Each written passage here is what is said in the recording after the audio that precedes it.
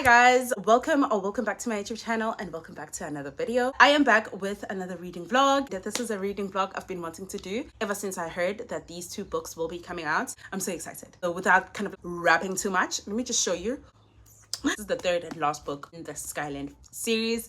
This one will be following Hendrix, which is the third friend. Girl, I've been wanting to read about ever since I saw her in Before I Let Go.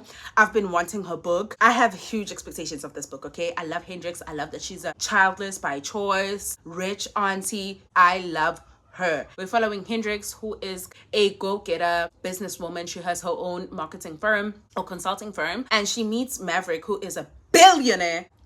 Black fine billionaire. And in the messy pockets, I feel like Kennedy Ryan likes messiness. She can do emotional, gut-wrenching, but she will add a little bit of mess. Remember Issa and Condola type of situation? Hendrix's mother has Alzheimer's.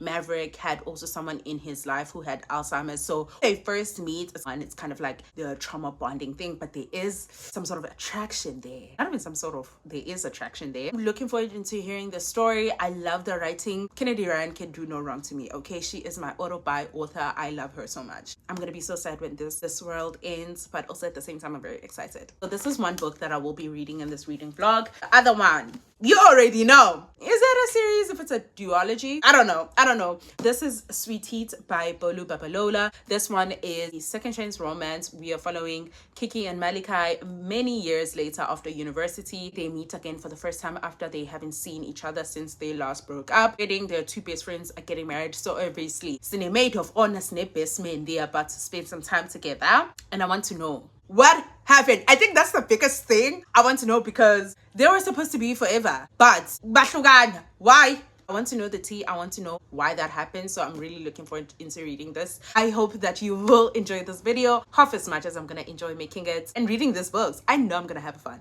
Without further ado, let me get into it.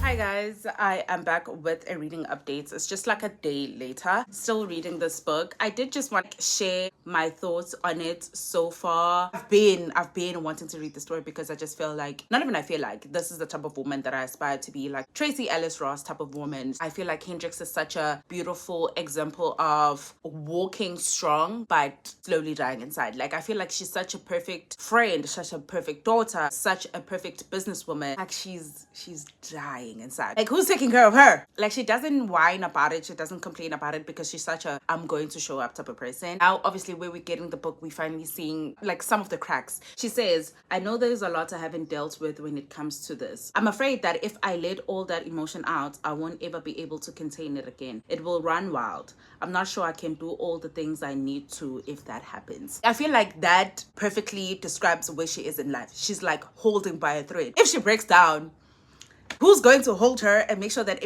everything else is fine? Who? On page 90. When I last talked to you guys, I was on like page 63. I read this morning and I was on page 90. And let me tell you, expectations are met and are being exceeded currently. Hendrix and Mav, I'm gonna have fun. I think I'm gonna have fun. Maverick just got out of this relationship with Zia, who is also kind of like a business partner. Not necessarily a business partner, but they have a working relationship. Zia and Hendrix have like a working relationship. That's how actually Hendrix meets Mav. Oh, I'm sorry if that's a spoiler. I'm so sorry. Anyways, where we're at right now, Maverick knows damn well that he's not supposed to be doing this, but he's like, I'm not pursuing her. And it's like, sir, the type of conversations that you guys are having, is this not a getting to know stage? Is this not a talking stage? What are you doing right now? Maverick is just moving cute and smooth with it, and I kind of like it. I'm not mad at it. They haven't said this to each other per se, but he doesn't want to have any more kids. Like I'm good. He's like, I've paid my dues. I'm good. I'm fine. I don't want to have more kids. Hendrix is like, I don't want none of them kids. They kind of aligned in that aspect. Like they get each other in that aspect. Here, so many of Hendrix in a monologue talking about how it surprises people when she says that. People always have these unsolicited motivational speeches that they say to people who are childless by choice. Maverick is moving in a way that he knows he shouldn't be moving, but he's moving in that way either or. He doesn't care. Anyways, I have been blushing every single time they talk to each other. I love it so much. To say that I'm enjoying this book, it would be an understatement. Any type of feelings I might have with this book, just know it's an understatement. I'm feeling more. And that's another thing about Kennedy Ryan's writing. I was on page 63. I'm on page 90. And that's only just me having my breakfast and my coffee this morning. What do you mean? It's readable, it's enjoyable, it flows so well. Also, another thing, I saw Grip James and Bristol from the Grip series. I was like, Ariana, what are you doing here? I feel like, you know, ending the series is just gonna be like me tying loose ends to all of the books that I've read by Kennedy Ryan. Like seeing Grip as well as Bristol in this book kind of felt, I don't know, nostalgic and like kind of sad in a way, because leaving this series, guys, I'm gonna be so sad when I'm done. Like, I don't think I've expressed like loving a series so much that I actually don't want to go. Seeing those characters in this book, just, I don't know, feels like the end. That I can always go back when I miss them. They've just truly been so affirming to see Black women in these different phases of their lives. Like, I will forever talk about representation in the arts that you consume, and I think that's why I don't want to leave. Everything about this book is just like done so well. Like, Kennedy Ryan's pen is hot. It's amazing. I'm so happy that she never gave up. I think in my last video I told you guys that I was reading When You Are Mine by Kennedy Ryan, and you can tell like the writing was not as solid and structured as these ones, and I'm so glad that she continued on, guys. I'm so glad that she never gave up. I'm gonna stop yapping. I need to go do my nails. Obviously I will be bringing my book because I'm having a good old time. That's all I wanted to tell you guys. Yeah, talk to you guys later.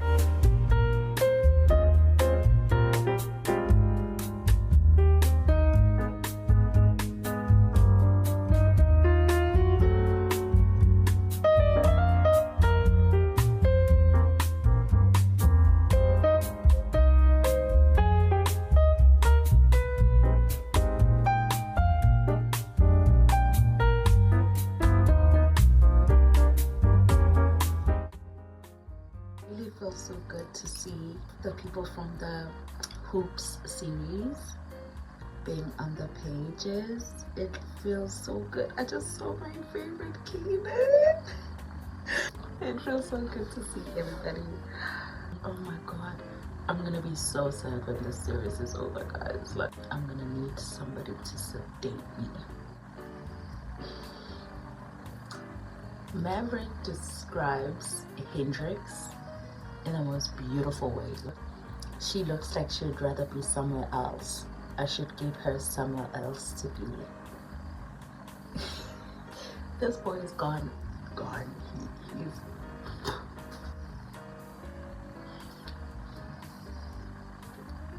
I loved them so much together. He's not even saying anything. Oh. They are so quick with it when they're flirting. The back and forth, I'm eating this up. Maverick is asking her, what is it so good on that phone that you can't even be bothered to like smile at the cameras? She's at a basketball game, obviously, because that's how Agus West and the people from the Hoop series are there. She's like, oh, I'm playing Candy Crush. And then he's like, I have a box. And she's like, I see that. Guys, this is not even like a form of flirting, but I like it.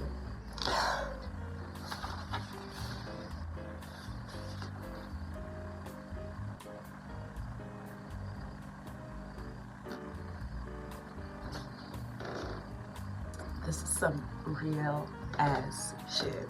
I am blushing for my life. Oh, you're so cute. It's probably not. But are you gonna do it anyway? Yes. I like the side characters as well. Like, I like the side characters as well. Oh my gosh, I'm not gonna tell you guys, but I love the side characters as well. Kennedy Ryan. I'm on page 133. No, it's not. No, it's not.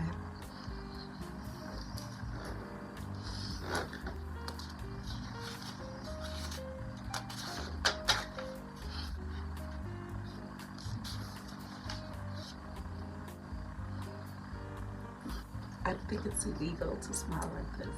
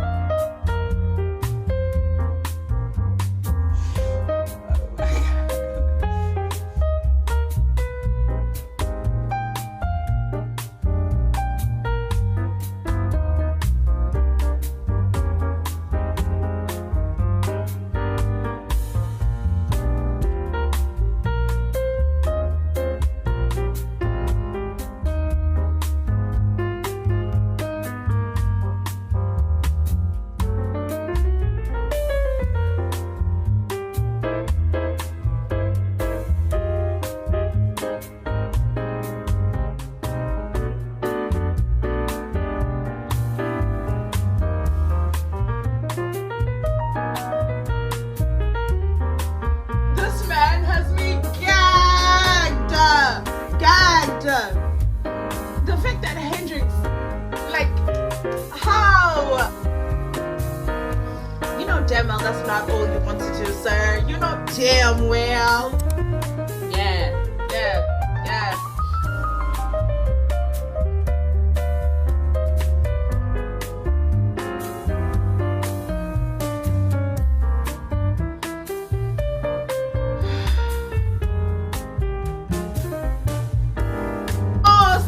Taboo plays. Exactly. The scene is actually insane. Like,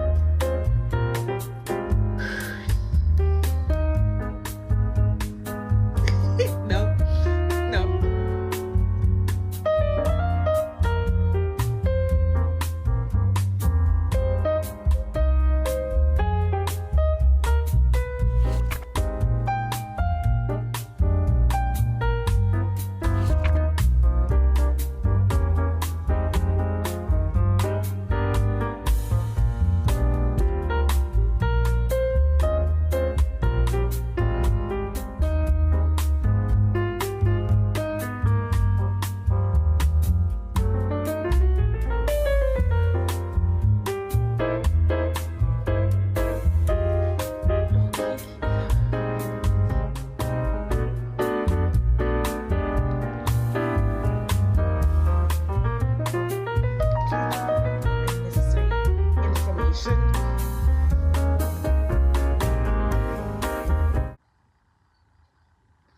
Oh my gosh, please. Oh, I don't need to know this. Okay, we are only on page 4 already. I don't want to know this. Which was also the same problem that I had with Honey and Spice. There's certain information I was like, I'm pretty sure I don't need to know this. I'm pretty sure we could have skipped this and I would have been fine. Oh my god. Oh my god. Okay. Maybe I do need context to certain things to understand how we got here. Have you even talked about it?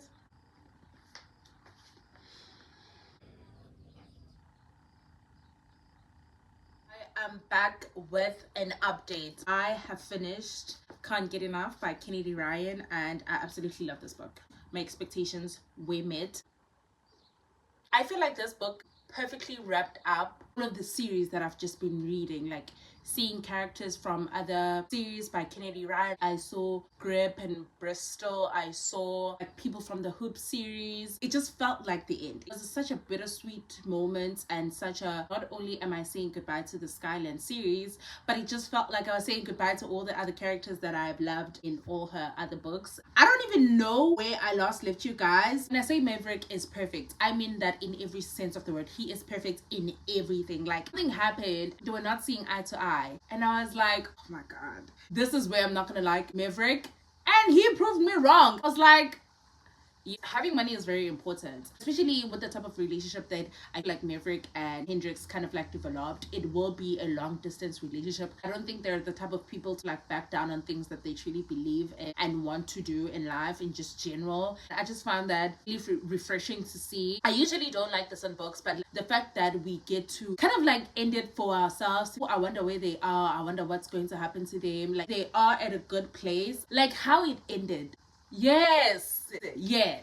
I absolutely love this book. I really did enjoy it. This book is just more than just a romance. I feel like with the series, the foundation of it all is the friendship. Seeing how Soledad and Yasmin showed up for Hendrix, especially what she was going through with her mom, just to experience the love that they have each other. Like, my dad towards the end mentioned something along the lines of, but I truly believe that these women are my soulmates. And I think that was just done so beautifully and so well. So we'll be getting a series, if not a movies, these books. So I hope that is also shown and brought into light that in as much as, yes, these are romance novels, but the basis of it all is these women who are their own individuals with the subplot of romance. The romance is part of their lives. It's not their beginning and end. Just to see them also, the type of things that they struggle with. Loved it that Hendrix is this person who is her own woman, her own boss, and she does things in her own terms, but being okay with vocalizing that, yes, I am alone, but it can be lonely, and I do want to have someone in my life as well. I truly enjoyed how unapologetic Hendrix is. The fact that she's just like, I do not want to have kids,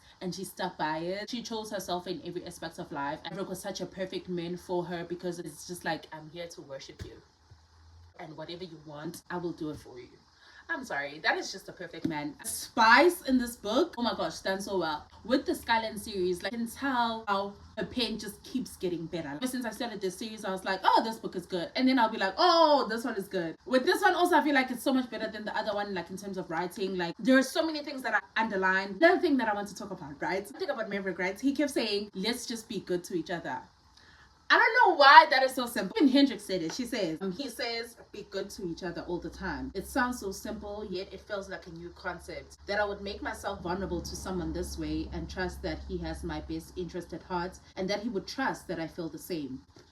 I feel like Ellen from Made a Fool of Death with Your Booty, Maverick Bell from here, as well as Preston Burke from Grey's Anatomy are the same men. You know how Burke was just mentioning all of these things about Christina, you know, that love confession, you're this, and I love you.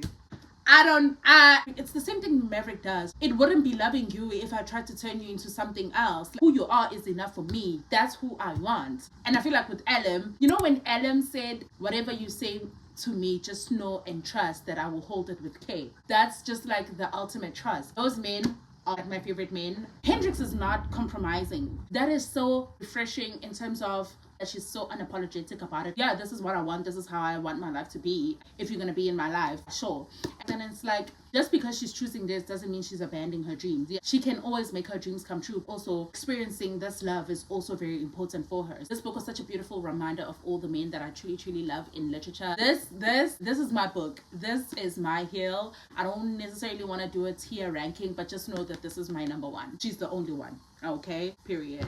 I started Sweet Heat by bolu Babalola. I am currently on page 40. Book, I still have a very long way to go. The one thing that I did encounter, which is the same thing that I did encounter with Honey and Spice. One thing about Kiki, she will talk. Oh, Kiki will Kiki. Actually, I'm on page 40. We are on one scene. I'm not mad at it because it has given us so much context to where Kiki is at. Not necessarily what happened between her and Malachi, but who she's with right now. Which also another thing. I was starting this book, right? I was like, oh my gosh, of course Kiki, you would freak out about that. Malachi was doing that. Turns out it was not Malachi. And turns out she's jumping into conclusions yet again. Kiki is just like one of those people who I would typically say they are too much. It's also the same thing that I love about them. Like, she is so passionate about things that she truly believes and loves. She's like really extra about it. I find it endearing, but I also find it annoys me at times. I know that it's too early to say, but already it's just in Kiki's head will annoy me just a little bit because I know how much she can, you know. Just realized that I'm only gonna be getting Kiki's point of view. I'm slightly annoyed. I would have loved to hear from Malachi. I would have loved to hear from Malachi. I'm so sorry. I would have loved to hear from Malachi. We'll see how it goes. This vlog started with a high. I hope it ends with a high. That is my updates. I'll talk to you guys when I do that.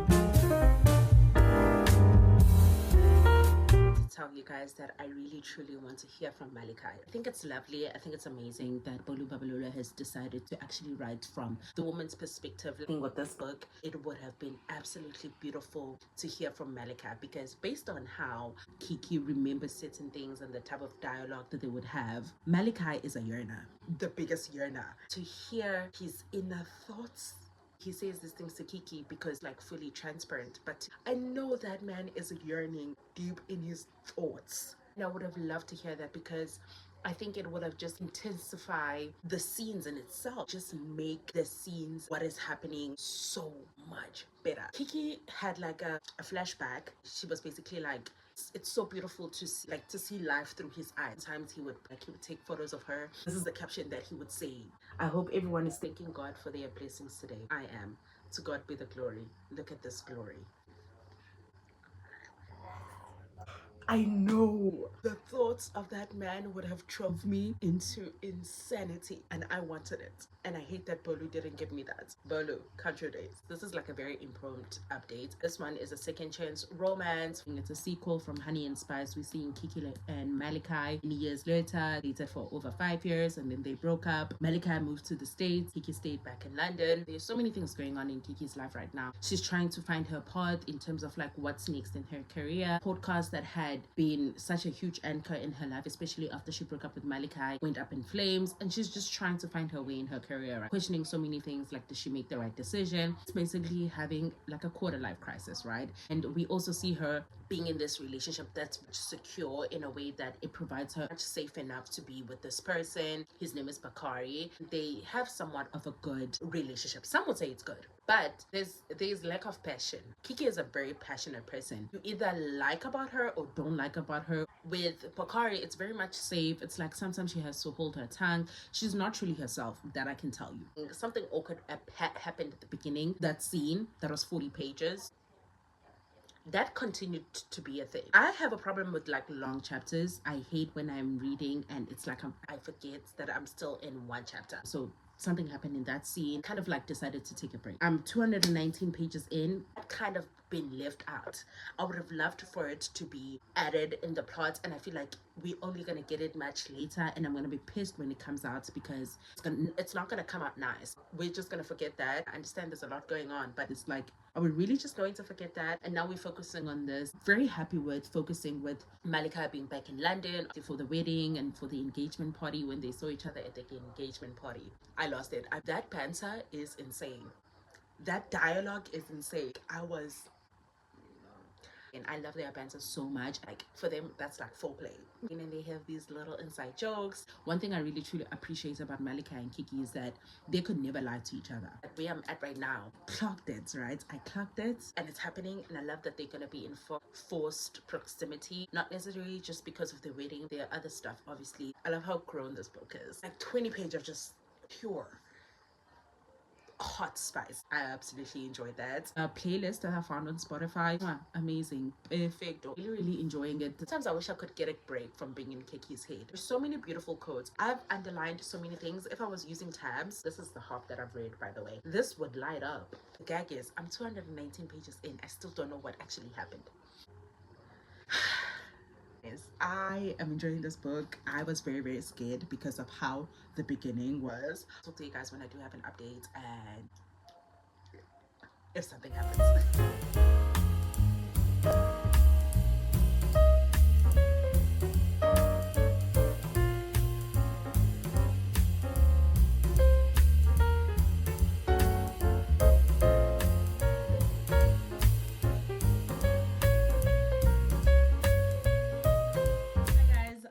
I'm back with reading updates. The update is I am done. I am officially done with the series. To be honest with you, I am not okay. I am not okay. I finished this book earlier today.